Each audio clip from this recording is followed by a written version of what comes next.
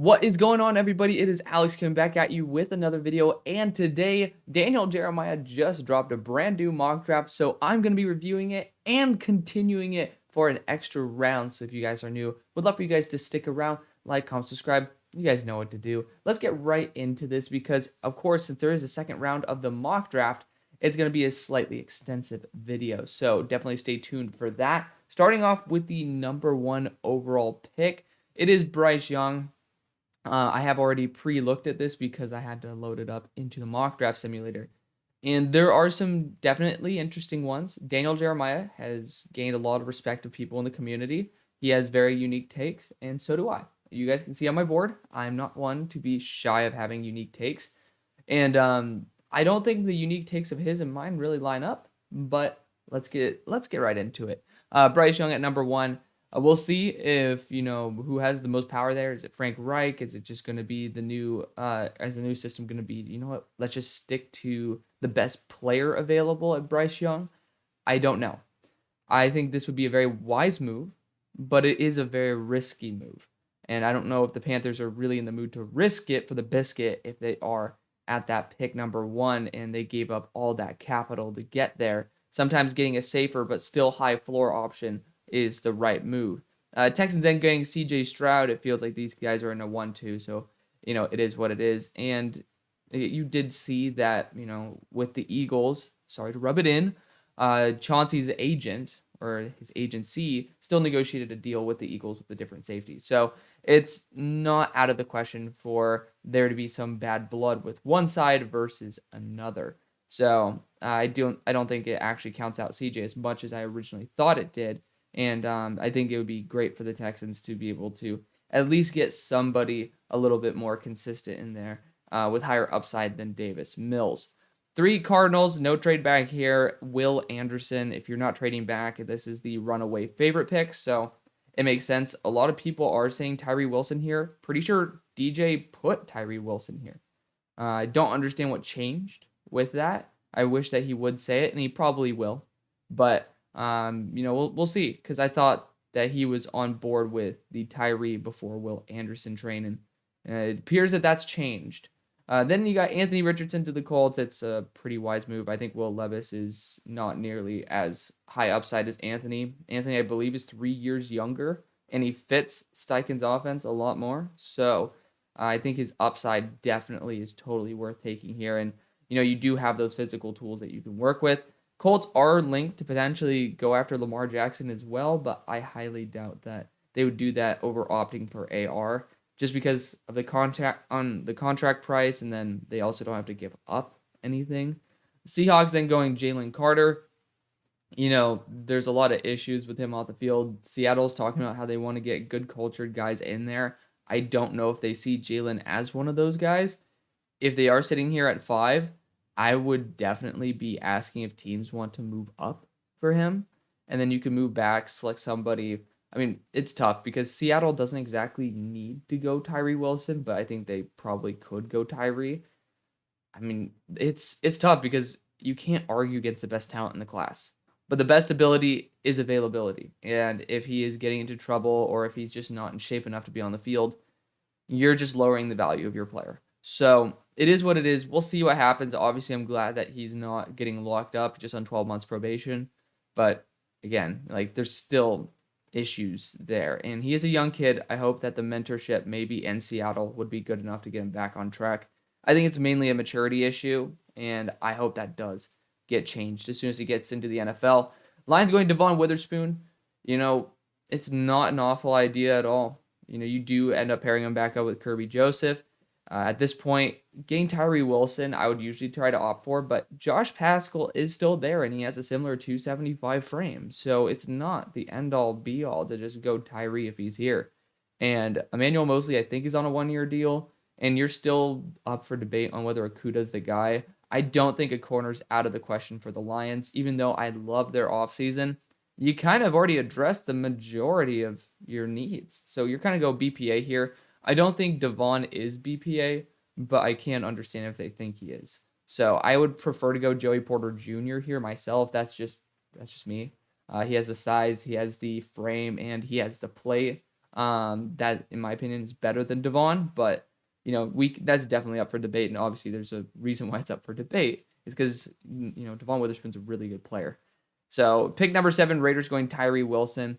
I assume that Chandler Jones is just not going to be the future option there, even though they paid him enough and they went after him. They definitely showed that he was going to be that elite pairing to Max Crosby, but I think Tyree Wilson's a very solid option if they are sitting here and are going to stay. I wouldn't count out offensive line, but I don't think that's a necessarily high priority. Corner to me is probably worth a lot more, especially in this class where I think there is a legitimate drop off, and I've been the one to toot my horn saying like this corner class, or not toot my horn, but toot the horn of this class, saying that it's like really good, and it is. But there are select starters, select elite guys who have separated themselves from the rest of the crowd. So I would probably say that over going after an edge rusher, because I do think the value will be there in the next round. And it will be, based especially on this mock draft. Christian Gonzalez to the Falcons, to me, makes so much sense. I know I just saw a mock draft with Joey Porter Jr. here, and I was like, wow, I love JPJ, but it just doesn't feel right. This feels right. I would not be surprised at all for this to happen. I think that he's actually a really good pairing with AJ Terrell. I have him a little bit lower on my board at 26, but still a really, really good player. And with the right mentorship, I think he could easily end up being the best of the corners. And I'm just not 100% sure he goes to that spot given the hype that he's getting. Bears then going Peter Skoronski, going offensive line. It's never a bad idea. So I would love to see him kick over to right tackle and then see what he can do there. Or, you could put Braxton Jones there at right tackle. Eagles going LVN. I don't like Lucas Van Ness, but again, seeing through the blinders of somebody else, I think this is probably the most logical move. You're not going to be going after Brian Branch at pick 10 unless he tested out extremely well. If he did, then this would be a runaway favorite pick for him. I just don't like Lucas Van Ness. I think he's a one-trick pony, and he could develop for sure, and this is probably a good place for that to happen. But I have big doubts. I have a lot of edge rushers above him. He snuck his way into my top 10. He's just a dude who's young, good frame, solid athlete, that he's just pure power. And I'm not really down for taking a top 10 pick on somebody who's just pure power. And I may be proven wrong, and I hope that I am, because I love good football far more than being correct. It's just sometimes nice to tell you guys the truth and it be correct. But again, hopefully when I am negative on a player, I hope I am wrong. Titans then going JSN. I think offensive line needs to be the priority here. The Titans offensive line is straight cheeks in my opinion, and JSN would be a solid addition, but you are definitely having two receivers that are about 4.55 or lower on the 40-yard dash, especially based on play speed. And if you guys want to check it out, go to see how he played versus Penn State last year, and you'll see a linebacker that ran a 4.53 track him down from behind. So definitely does not have that deep speed, but he is extremely maneuverable in the short and lateral range. So, or the horizontal range. That is going to be a bonus over someone like Treylon Burks. I just don't really want to get a Robert Woods replacement at pick 11 when I need to get offensive line. And, it's not a bad pick at all, but I'm just saying I would heavily prefer to go after offensive line. Pick number 12 with the Houston Texans, you have Myles Murphy. I think this is awesome. Myles has so much untapped potential to get from his sophomore year, and I really do think that D'Amico Ryans could be the dude to do that for him. So fingers crossed Myles Murphy is that dude. Jets are potentially considered an option for being able to trade an edge rusher in package with a pick for Aaron Rodgers. So I don't think edge rusher is out of the frame anymore, and Nolan Smith's an incredible player. I don't think he fits what they're looking for, because I'm pretty sure that their edge rushers are above 250 pounds, but Nolan Smith is incredible. I love him to death. He is number 12 on my board here, going at number 13. I'll scroll down a little bit so you guys get to see a bit more of my board. But the Patriots going Bijan. This is one that really made me want to continue this mock draft, because I'm curious how I'd address it later on. But Bijan's a special talent, and this is exactly a perfect description of the truth. Logic doesn't always apply to the Patriots, but they usually make a good decision. And I think Bijan could be a very solid option to, be able to take the ball out of Mac Jones's hands and make it a lot easier of an offense to operate. So I don't think you need to, and I think that offensive line should be more of like the focus here. But I don't think that Bijan's an awful pick at all, because I do think Bijan's a really, really special talent, and especially in a spot where Ramondre Stevenson, who's not the biggest athlete, like he's not the best vertical, like straight line athlete in the world, I think that they've been able to maximize somebody who maybe isn't in that 4.3 speed range. And, you see Bijan, he tested out very well. Obviously, some people know that he tested 4.7 in high school, but he is fast enough, certainly, to make big plays. And, even though his play style isn't as a big a home run hitting threat, I think this is a good spot for him to be extremely effective. Green Bay Packers going Paris Johnson, 36-inch arms. You're going to kick him to right tackle. He has played on the right side of the offensive line. I do think that's a solid option. I'm never going to blame someone for taking O-line, except maybe in one spot later in this mock. Commanders going Kincaid. I could totally see it happening. You are getting a very versatile tight end weapon. And tight ends, if they do continue to have a bigger and bigger role, could end up being a primary option, similar to how a wide receiver is, or a wide receiver one. And if that's the case, they are going to see a boost in value. I think Kincaid, to me, is the best tight end in the class. And he's just secure. He's a secure target. So it's not going to be a bad pick at all. I just think that there are really good corners here. It would be tough to see a tight end go over them. But that shows you where I value the position of tight end versus a corner. Broderick Jones for the Steelers, I'd love it because he can kick into guard if need be, if it all fails. To be fair, they just signed 1 billion guards, and we still have 1 billion on roster. I don't know what the Steelers are doing. I think Darnell Wright's the more likely option because he's played both left and right, but no pun intended. But I think that Broderick Jones would never be a bad choice at all. I think that Jordan Addison is becoming a more likely option here at pick 17 with them trying to address more offensive line and free agency, but it does not count it out at pick 17 at all. But pretty sure JPJ's on the board. Obviously, you guys know he's my number 2 player in the class. I don't need to bring it up every single time he should be picked, but again, I'm just addressing the pick that was made. Lions going Cansey. I don't think that's awful at all. Of course, yeah, he, like the GM, was formerly there with the Rams. So I don't think that it's out of the question to go after someone who is one from Pitt, but 2 is an athletic defensive interior that is somebody who, he definitely can make a big difference. If he does shoot the gap, he's able to blow up plays. And I think he can push the pocket well enough for his size. So we'll see what happens. Obviously not going to be on that AD level, but he is somebody who is pretty damn special. I did just drop an interior defensive lineman ranking, so feel free to check that out along with all the other rankings that have been dropped. Buccaneers going Will Levis. If he is here, obviously that's the way to go. I mean, the Titans should have probably taken him if that's the case. Seahawks then going Jordan Addison. I can't really be two-faced here and say I wouldn't take Jordan Addison because that would be completely wrong, but I would go after an edge rusher. Because I always go for a slot if JSN is here. So going after a slot with Jordan Addison, I know they're different styles of player, but Jordan is the potential replacement for Tyler Lockett. It's pretty obvious.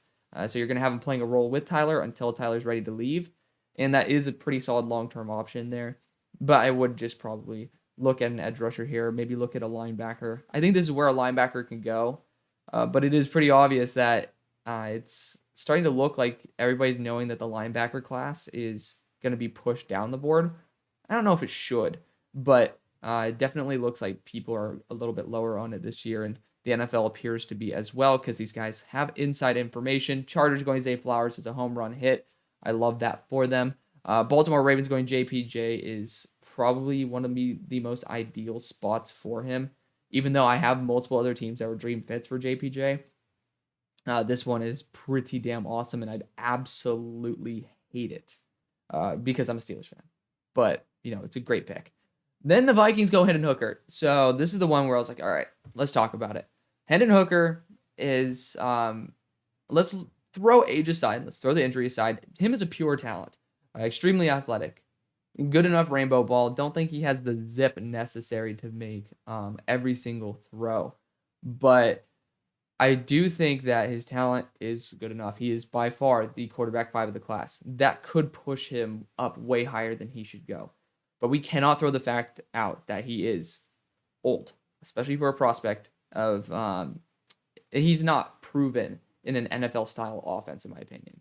There are some plays that some NFL teams have used, like the Eagles in the Super Bowl, I believe, used some plays similar to those Tennessee formations, but you're still having somebody who is in a check down, pretty much a West Coast style offense where it's like check down or take a shot deep to Jalen Hyatt. And I'm not fully down for that, especially at pick number 23. He's an older quarterback who his one injury is to his primary asset, and that is to his mobility. I think that's going to cause him to fall further than he should, maybe, or fall further than this at least. But I personally wouldn't do it if I'm the Vikings. I was bringing this up about Lamar Jackson. I don't trust Kevin O'Connell to maximize his ability. Kevin O'Connell there in Los Angeles worked with less mobile quarterbacks. I think that he's more suited for a quarterback to be able to, go out and play action boots, but not for somebody who has the mobility of Hendon Hooker or Lamar Jackson. So it's just a thing with the Vikings and mobile quarterbacks. I don't trust it. It didn't work before. I don't think it would work now. Jaguars going Deonte Banks is a great pick. You need a corner too, and he's somebody where if you use him in press, and I think that they will, he is going to be outstanding. Giants going Tippmann. I am just totally not on board with Tippmann. To me, he's one of the worst prospects in the draft. I watched that game versus Michigan State, and as a former center, I know it doesn't look like it, but as someone who's played center for or interior offensive line, especially for an extensive amount of time, I definitely do not think that he's NFL quality. He just looked like he didn't belong on the field. So there's more tape that needs to be studied on him because there's obviously some momentum for him to be pushed in the second, if not first round. But not a fan of Joe Tippmann, especially right now. Cowboys getting Mozzie Smith. He's just a big ass dude, and obviously he does have a really good motor. I talked about it in my interior rankings. He's my interior 6. Good player, but I just don't think he's worth a first-round pick. Bills then going Quentin Johnston. I just don't think they should fall this far at all. It doesn't make any sense. He might have the Claypool jump catch ability from last year in terms of him just not really going out and getting it the way he should, but ain't no way in hell that DeAndre Hopkins times Chase Claypool should go at pick number 27. 28, Darnell Wright is a perfect pick for the Bengals. I'm not going to really harp on that too much. Saints then going Michael Mayer. I think it's a good, reliable option for Derek Carr, who's used to having a mobile tight end. I don't think Michael Mayer is as mobile as maybe Derek Carr is used to, but he could be in that similar role to Foster Moreau, and Foster was utilized well enough there in Vegas / I believe he was still there when they were in Oakland. Philadelphia Eagles going Felix. I don't understand when you have Brian Branch on the board going at two defensive ends or 2 edge rushers at least. I really don't understand it. Like, I understand this part. You can't have too many pass rushers, but there's a difference between spending 2 first-round picks on them when you have a glaring need at a slot corner / safety position, and you have a really good player of value there. I don't get it. And I have Felix at 10 on my big board. Like, I understand the value is incredible, but you do have to look at other needs, and I don't really think that was addressed there at all. Will McDonald then for the Chiefs, which doesn't make sense because Spag likes the bigger dudes, but still a very, very good talent. Let's jump right into the continuation of this mock draft. So there we go. We got to cut off a little bit of that bottom portion there. So at pick number 32, the Steelers are sitting here. They ended up drafting Broderick Jones, and Brian Breezy would not be a bad option here, and I'm somebody who's much lower on Brian Breezy. But I want to look at the corners, and there's some really good ones. I would trust for one to be there later on. Can't really trust it that much, but I will trust one to be there at that next pick. Because, Brian Breezy, you look at DeJuan Jones would be so studly. I mean, if you get both defense or both tackles solved right now, that'd be ridiculous. I'm not going to do it, but it's just such a good value. It is. I think defensive interior, getting someone to train behind Larry Ogunjobi and I keep wanting to say Javon Hargrave. It's my PTSD as a Steelers fan. But Cam Hayward, I think that would be really good value. I think there is a significant drop-off in the potential in this class. Adebawore is someone who I have ranked higher, but he just plays a totally different position. So I'm going to go Brian Breezy here. He does have issues staying on the field. There's a plethora of reasons for that, and it's not all interconnected, which is a good sign. But I do think Brian Breezy is a really, really high upside player, and this is a spot where I think he could reach that. Pick number 33 for the Texans. Went after Miles Murphy as well as CJ Stroud. I do think that, I mean, man, Laramie Tunsil just got that big ass contract. Ain't no way in hell they're probably going to be drafting offensive tackle here. They're willing to pay for those. I think John Michael Schmitz would be the best choice. I think he would be, and I think he'll be picking up a little bit more steam. I like Luke Whippler a little bit more myself, but you can't go wrong with John Michael Schmitz. Super consistent guy. This would have been a spot for John Michael Schmitz. I want to look at some other positions though. We are seeing Brian Branch fall. There are no trades in this, of course. So looking at man, dude, I'm actually gonna do it. We're gonna go after Keely Ringo. I think they'd fit Gannon's system, and at that size, that frame, his man, frame and speed. That's what he has going for him, and I think he will end up being able to develop in this right spot. Without Kyler Murray for part of the year, most likely, I think this would be a good time for him to make mistakes and learn from them, and I think that would be the biggest payoff. The Colts went quarterback earlier. I think this would be a good spot to go with Cyrus Torrance and be able to fill in that guard spot. Good value for them right there. The Rams, I think this is, oh man, Brian Branch is too good to pass on. I know I like to go edge rusher here, offensive line, but I just can't. And Brian Branch needs to go. So you're also definitely looking to have been sending him into the interdivision here, even though I know they signed Julian Love. Sometimes you just upgrade anyway, and I think that would have been a good upgrade for him. So for the Seahawks, went a wide receiver and went after Jalen Carter. I think B.J. Ojolari is a perfect fit here. Getting an edge rusher is premium value, and he is my number 7 player in the class, so I think that's some pretty damn good value. Raiders, I'm going to get Anton Harrison here to play right tackle. I do not care. You ended up getting after an edge rusher with Tyree Wilson. I think this is a great opportunity to give somebody who has at least played one game at right tackle a shot to play there in the NFL, and Anton is incredible value. DeJuan Jones might have been a better pick for you guys, but it really doesn't matter. I love Anton Harrison. I love DeJuan Jones. You guys can debate which one you'd rather have. Thielen just signed here for a 3-year deal. I think 2 of it is heavily guaranteed. So, you are definitely looking to be able to add more weapons to this team. And DJ Chark's still out there. I think Josh Downs would be a perfect addition. Other guys of note, you could go after a tight end here for sure. You do have Sam Laporta, Darnell Washington, but you did just sign Hayden Hurst as well. So you guys are doing a pretty good job. I'm going to go actually after Josh Downs to be a nice, reliable option there for Bryce Young. So pick number 40. Dude, DeJuan Jones is falling. This is criminal. You could look at a defensive back here, but I'm going to look at a defensive interior, and Keanu Benton is definitely too good to pass on. So Keanu Benton is, we are seeing Adebawore fall, but good players fall. That is what it is. I'm going to go DeJuan Jones for the Titans. This is kind of a dream scenario for them. They now have an Ohio State, actually, they've got both Ohio State players. So they got DeJuan Jones as well as Jackson Smith and Jigba. I would kick Nicholas Petit-Ferrer back to left tackle and see how that works. Pick number 42. This is going to be Adebawore. Hell yeah. It definitely is going to be. So Adebawore going to be the pick. I believe they released Jadeveon Clowney. Getting that edge rusher would not be a bad choice, who also has that ability to kick to the inside. Pick number 43 for the Jets. Offensive line, if there is one, be great. Cody Mauch, to me, he's not a tackle. He's probably going to be a guard tackle hybrid, and I don't really want to take that when I really need one. Bergeron's solid. I don't think I want to take him over a top linebacker in the class, and Jack Campbell, to me, is going to be one of those dudes.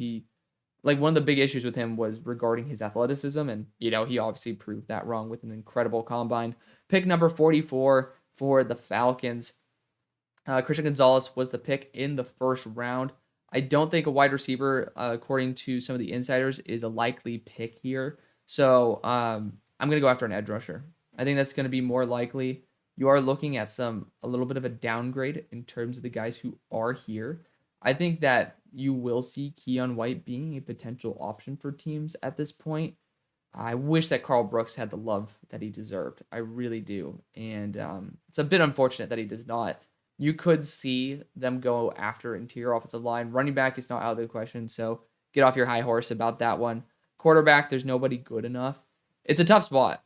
I honestly do believe that it could be a very tough spot to go after a different player. But defensive interior, man, this is some slim pickings here. I'm going to be straight up. This is some slim pickings. We're going to go after an edge rusher, and I think when you do look at it, I think Isaiah Foskey does bring the most to the table out of the guys who are left in terms of a balance between realistic board as well as my personal. So pick number 45, the Green Bay Packers went after an offensive lineman in round 1. And we're going to go probably after a wide receiver here in round 2. I think Michael Wilson fits exactly what they're looking for. Tight end, actually, Tunyon's gone. So I think it's not a bad idea to go after one. Darnell Washington could also be a Mercedes Lewis replacement. So good choice right there, getting pretty much 2 tackles in the first 2 rounds. The Patriots, I believe, also did not get one because they went after Bijan. So no tackle for the Patriots. This could be a good spot for Matt Bergeron because I think this is probably where he might get a little bit overdrafted.